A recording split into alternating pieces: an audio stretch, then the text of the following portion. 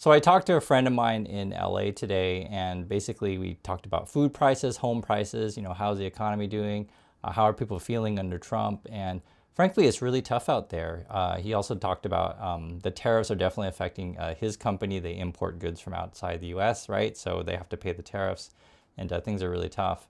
I mentioned my friend in conversation today because it's just a good reminder that I'm not alone, and you're not alone, and my friend's not alone in dealing with this Trumpy stuff. Because if you have MAGA people around you, or you feel like, why isn't anyone standing up to Trump or calling out their lies, I'll just say people are, and there are other people out there who can see the reality of what's happening on the ground. And if you're watching this channel, you can see it too, I can see it. And I just want to let you know that you're not crazy. I'll jump right in today with today's news, but just wanted to say that. This was the headline today. The partisan economist, Trump wants to oversee the nation's data. E.J. Antoni lacks the research record of previous commissioners of the Bureau of Labor Statistics, but it has a solid record of backing Trump's narrative of the economy. This has been the headline the last couple of days. Trump fires the person who puts out the stats for CPI jobs because Trump didn't like the numbers. He's going to bring in his own person who's completely unqualified, as I'm sure you guessed. And it is just so frustrating to watch this stuff happen. That's why, talking to you, talking to my friend, is like, oh my God, it's nice that there are other sane people out there. I wrote a blog post about this today, and you guys can check that out.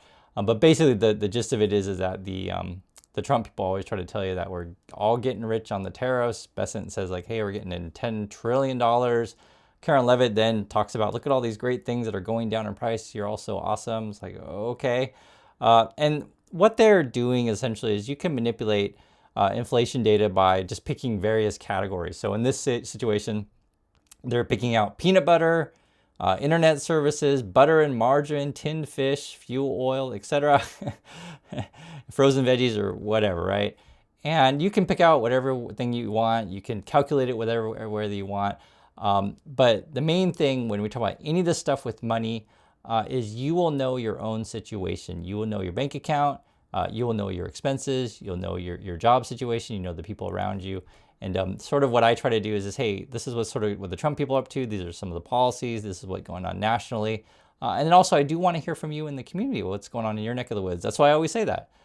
Because I don't necessarily trust that the stuff that Trump says, because it's always cherry picked or misleading, and they have a history of that. So that's what they are saying, though. I just want to show you that. And actually, I'm not sure. I want to hear from you. Do you guys agree that some of these things are down? Is peanut butter down? Are internet services down in your neck of the woods? Are you paying less for non-prescription drugs, right? And the BLS the CPI data, it actually covers all kinds of stuff. Like chewing gums on the list, eggs, roasted coffee, apples, oranges, chicken parts, like all kinds of stuff. And I'm just showing you the chart here. This is from CNBC. They always put this out every time there's a CPI read, but it always reminds you all the crazy stuff that's on this thing. There's always new car, used car, televisions, all kinds of stuff. And, your experience with inflation is going to be different than someone else's. Are you renting? Are you in a home? What kind of food do you buy? Say, for example, you're a vegetarian and you don't eat meat. So then the price of meat, which is clearly going up. I think everyone said that in our community. That wouldn't necessarily affect you, right? Everything's going to affect you differently depending on your situation. So I just wanted to bring that up. And I think the biggest problem, there's a lot of problems, but one of the biggest problems with the Trump people is that, say this guy they're bringing in here, not only are you unqualified, you're completely disconnected from regular people's experiences. The Trump person, Trump's always oh, gas is under $2 and look how cheap everything is. And just have you been to the store lately? Regarding his name is E.J. Antoni, regarding him, even the Wall Street Journal was calling out how unqualified he is, which is kind of crazy. And I know I laugh, but it's I can't cry every day. I just tell you what's going on. So for example, this is what it says. If confirmed by the Senate, Antoni, that's his name, would run a 141-year-old agency staffed by 2,000 economists, statisticians, and other officials. So it's actually pretty big. The guy graduated from Northern Illinois in 2020, so he's pretty young. And he does have a PhD, though. And then it was saying it didn't appear that he has many publications, meaning that he's not really an expert in this field, nor in stats and blah, blah, blah. Basically, he's a political hack and completely unqualified. So you already know that.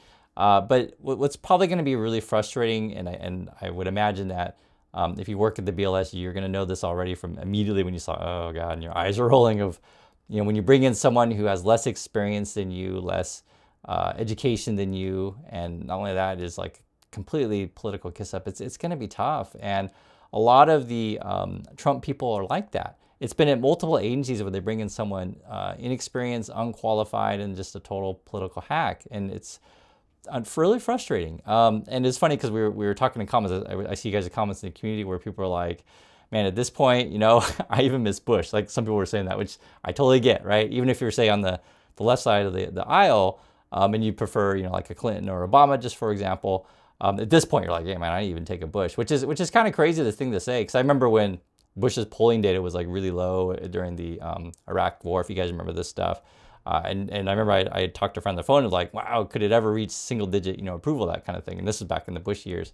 With the Trump thing, it's so weird that I can see his polling data collapsing, but it hasn't quite hit to the point of like in the 20s to teens. But you never know. The year is still young, and he's still appointing yet more incompetent people. And effectively, that's the reason why I showed you the sort of inflation data.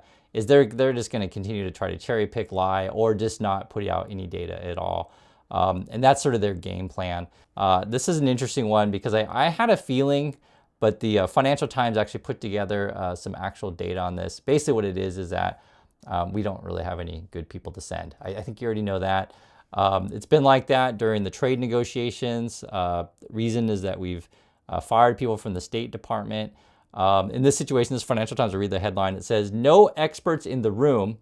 Donald Trump to meet Vladimir Putin after loss of Russian specialists."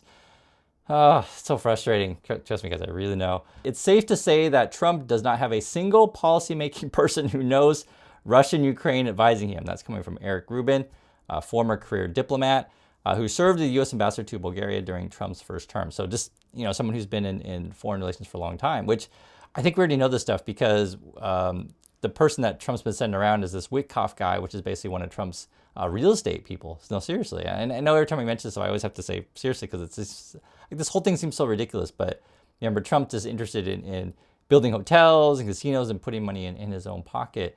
And so this Russia-Putin thing is actually deeply concerning because, Trump is so easily manipulated. You can see it live on TV, like we all see it, where you just give him some sort of gold gift, and you be nice to him and smile and say simple words and make a bunch of fake promises that you'll never keep. Don't sign anything though, right? Don't sign anything.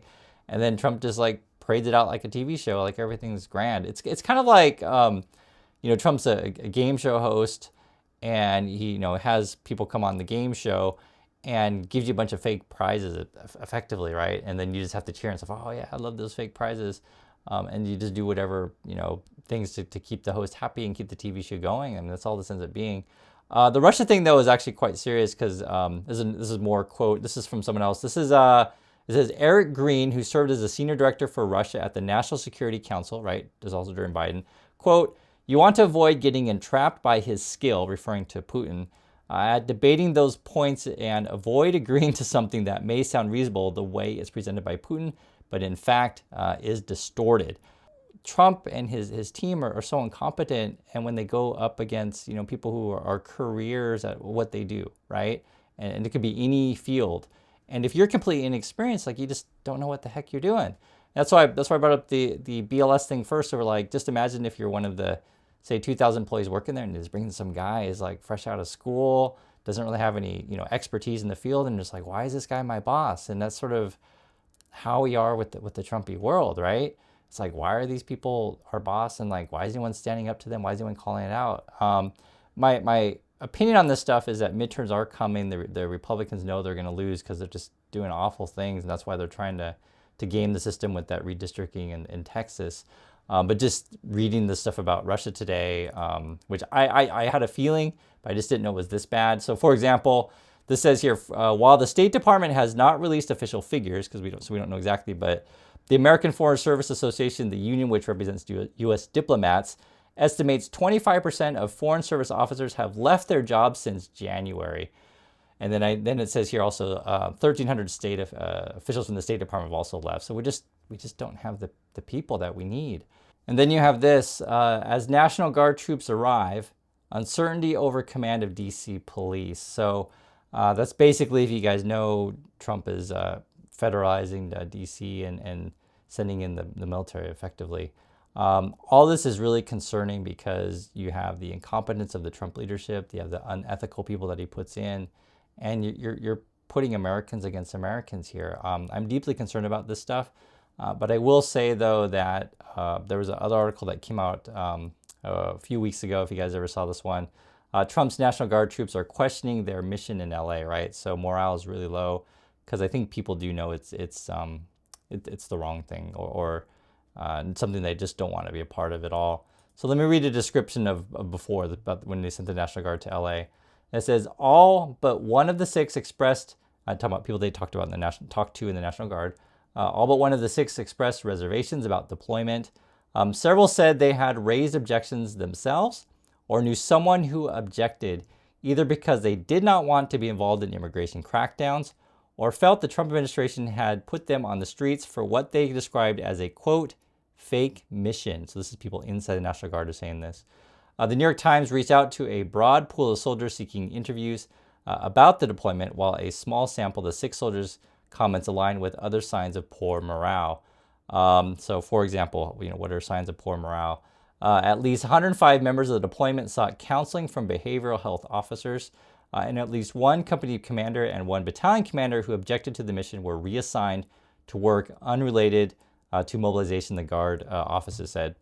Some troops became so disgruntled that there were several reports of soldiers defecating in Humvees and showers at the Southern California base where the troops are stationed, prompting tightened bathroom security.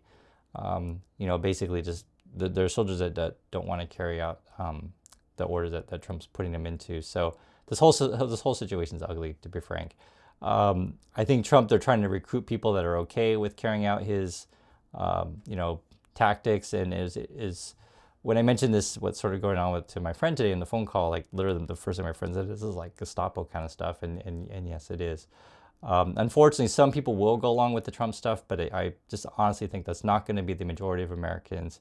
And, people often say, Chris, what can we do? I mean, we got to show up to the polls at midterms. You can contact your representatives. Also, you just want to tell the people what's going on. And in any of this stuff, that's why I go back to say the inflation data. The most easiest thing is, can you trust someone, say the Trump people, who constantly lie to you about like everything's so great and everything's so awesome, when like literally you just went to the store and you know how much stuff costs for yourself. And one thing that's just so frustrating is like these people at the top are so disconnected from reality. But the one thing I like to talk with you guys about is just stay connected to real people's lives. So for example, do you need to own a house? Many older Americans decide they don't. And the basic gist of it, this came out in the Wall Street Journal today, that many older Americans, say 55 and older or 65 and older, are deciding to rent. They don't want to deal with garden work, yard maintenance, this kind of stuff. And the numbers may make more sense for them. It gives examples of different people, and some of the numbers, for example, says the share of renters aged 65 and older rose 30% in the last decade, right? So the way we think about our lives in the future change, right? Before it's like, hey, I buy a house, I'm going to stay there. Not necessarily, especially with maintenance, insurance costs. You guys know this stuff already. Things are expensive out there. And I was reading this just for example, and again, I just want to talk about just real costs in the world. This person was saying rent of $3,200, that's what they pay, including pest control, trash and water, is more than double monthly mortgage, insurance, and tax costs. But she says she might be able to enjoy spending more to live carefree. Her daughter and only child doesn't worry about getting rid of the house and dealing with that headache, which I completely understand. And then they were saying also too, in other communities, monthly rent can average between $2,100 to $2,700. But I mean, that's the thing with America though, it's like everyone's situation is all over the map, and you have 50 states, and your situation, be a job, how much your rent / mortgages are in your neighborhood is all going to be different. And again, I just can't emphasize enough, that's sort of why I like to have a conversation with you and hear from different communities in the USA and also different countries around the world about sort of all the things that we're facing together and live in reality. Because I know in the Trumpy sort of sphere, they just lie to you and gaslight you every single day. And it's frustrating for me, and I'm sure it's frustrating you, and that's sort of why we're here, it's just to keep each other sane. So I do appreciate your time, and I'll catch you on the next video.